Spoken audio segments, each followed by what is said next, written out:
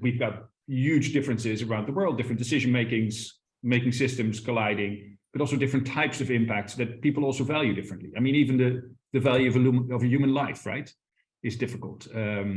The loss of ecosystems or the loss of cultures, how do you value those? And that's already a problem with climate change itself. It will be equally difficult or more difficult even if you add that second layer.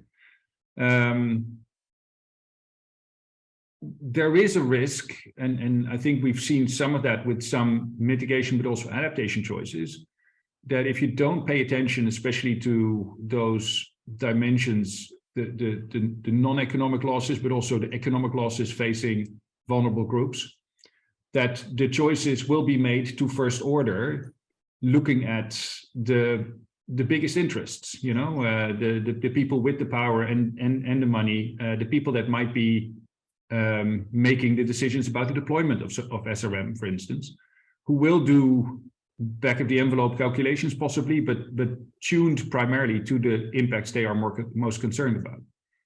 And we're seeing this in adaptation, for instance, regarding water management. You know, the decisions that are made about allocation of water, but also protection against too much water.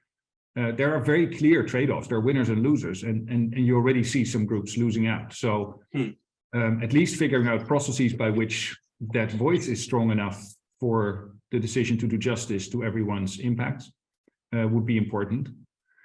A really important element of that then is also to have mechanisms by which people, well, first of all, can be to some extent part of the discussion. But of course, if there are winners and losers, we may also, I mean, in a way, we're already making suboptimal choices in the world right now. So you may also be confronted with governance choices that are not going to be to everyone's liking, but then you need to ensure that you properly compensate people that would be affected.